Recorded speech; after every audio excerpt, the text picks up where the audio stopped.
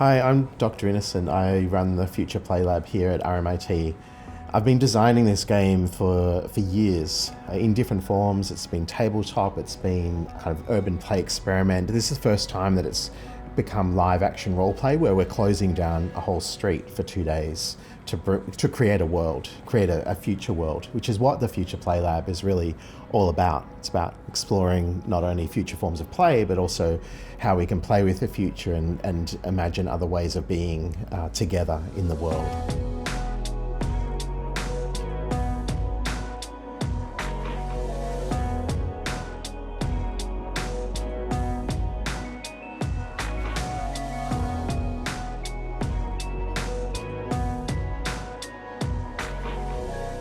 So what is this LARP?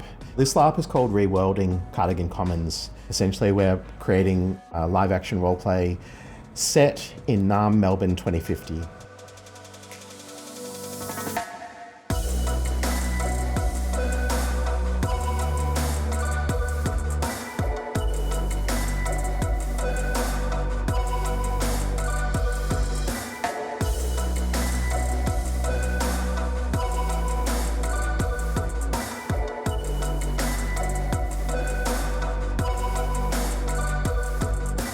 We follow trends. Melbourne will finally be bigger than Sydney, and people are, whoa, this is exciting. Well, the biggest city in Australia, possibly one of the biggest cities in the Southern Hemisphere. But no, actually that's a big problem because being a megacity means massive strains on infrastructure, massive strains on how we live together, especially given that we're already in a climate emergency. Playing a game set in that scenario could be like, oh, well, this is a serious situation. Why do you make a game out of it? The reason we're doing that is that it's a way to play with that possibility, to explore how we might live together in 2050. And this is an invitation into an urban LARP. So essentially we're closing down a street for 2 days to see how we could build a neighborhood together.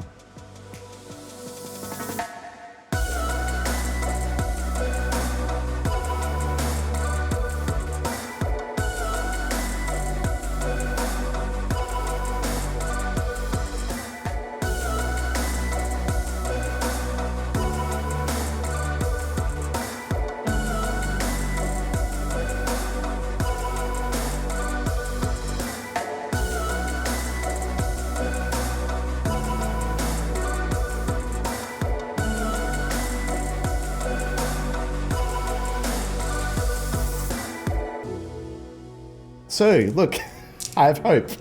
So one of the core mechanics in this game is really simple. A lot of the way that we design games for urban play is to use things that are familiar already. So marbles, something that everyone knows about, kind of like quite nice to hold.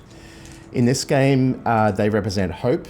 So like I said, this is not a combat LARP, so there's not anything like hit points. You're not going to take damage. It's more about your resilience in the face of various challenges. So to represent your capacity to be in the game or not in the game, everyone holds some of these marbles.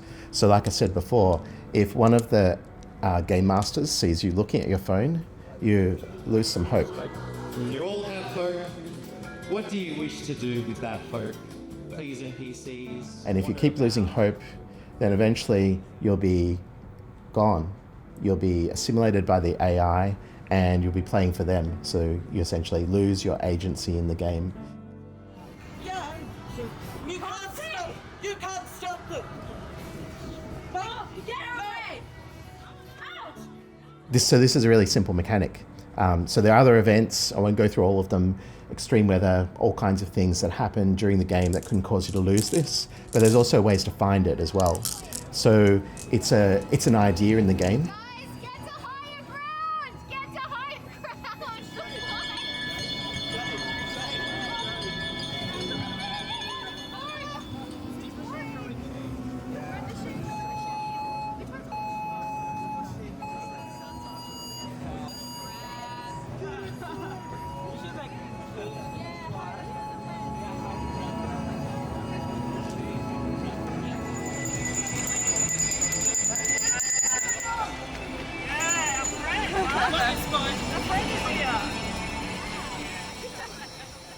The Future Play Lab is a collective of people designers, artists, placemakers. It's a creative research lab experimenting with this thing called urban play. So our group of NPCs, non-player characters, are all researching different aspects of urban life. And so they're bringing that to this world, which is important because it's not like you have to come to this LARP, to this game, and build the world yourself. There's lots of possibilities.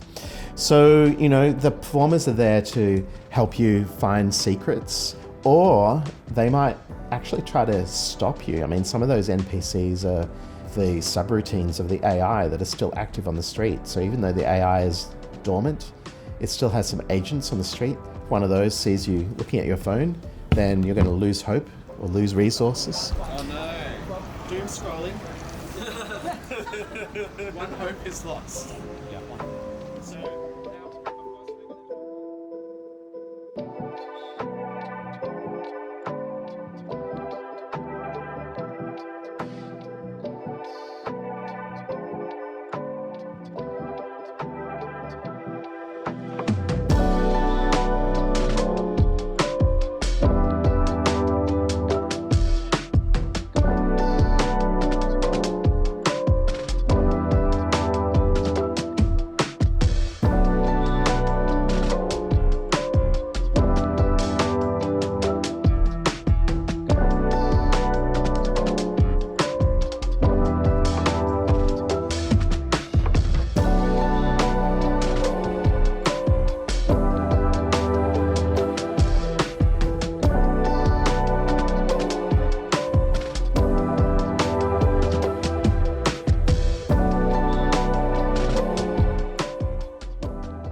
My name is Carlo, and I work in the Future Play Lab as a creative producer.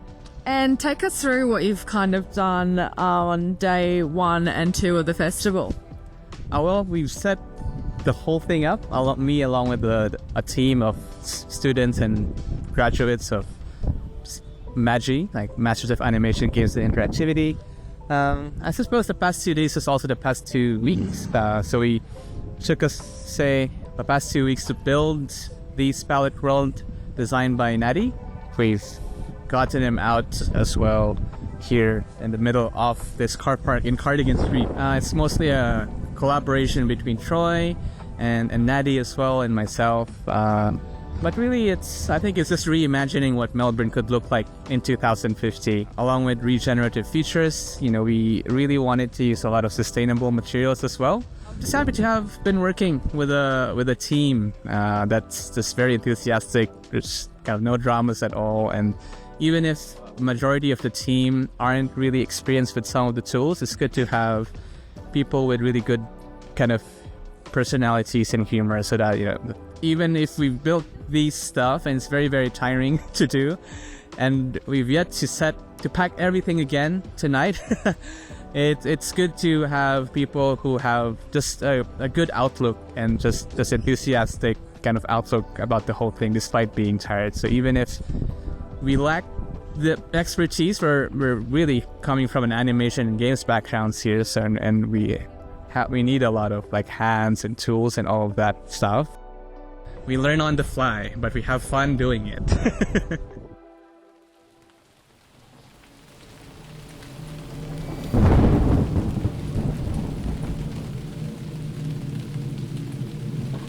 What were some of the challenges that you faced while setting up?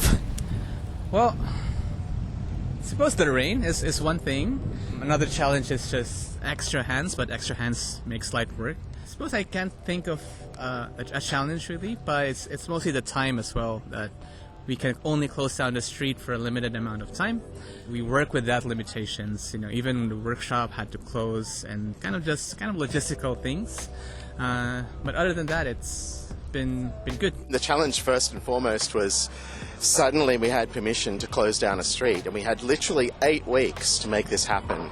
So because in the Future Play Lab, it's not just me, there's about 30 different people connected to the lab. So really that was the first thing, was to draw in that network of people who already were subscribed or kind of like thinking in similar ways.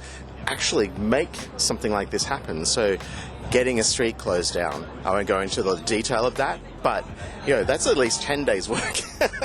But by doing that, you learn about, well, what is a street, and who belongs to the street, and what happens when you close a street.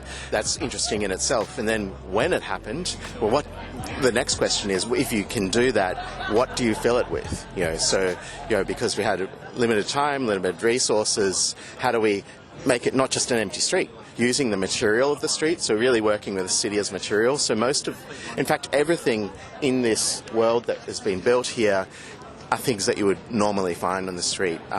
Material pallets from packing, milk crates, urban signs, chalk markings, trees, all of these materials are literally what the streets are made of. So essentially it's a kind of like, if you think about it, it's a deconstructed street, and we let people play with it.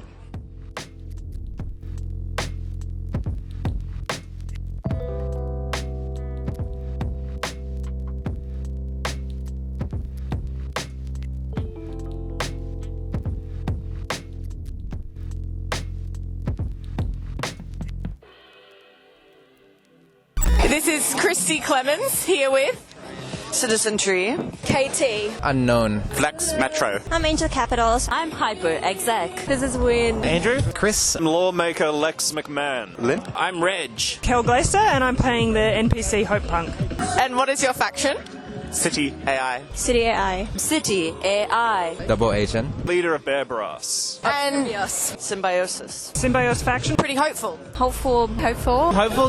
Hopefully, yes. Very hopeful. What's been fantastic is watching people work together. We set up a game that, in some senses, pitted people against each other, and almost every player chose instead to cooperate and chose instead to create things together and across any artificial divisions we gave them.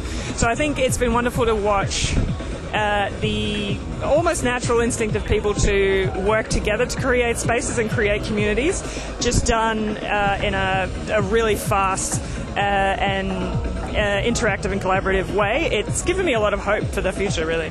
That's okay, perfect. Thank you so much. Amazing, thank you.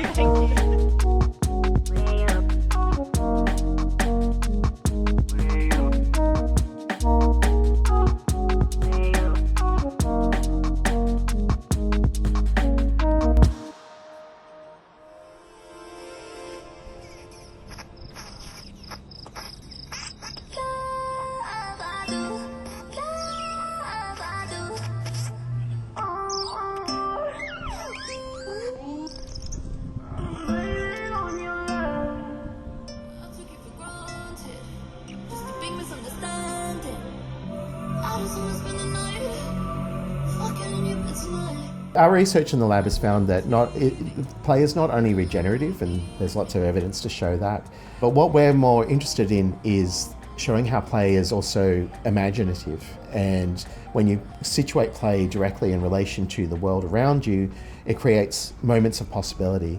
So even if those moments of possibility, say for example in this LARP experiences, so at the end of the day, Cardigan Street is going to go back to what it was before, right? But people will have all of these experiences that they remember and that they connect with particular moments that they had at particular places on that street that showed that another world was possible. And so this is what we're really interested in. This is the kind of reason for, or the kind of, I guess, purpose for the games that we're making, is to create those moments of possibility for people to see that this particular street, this particular neighborhood is not fixed.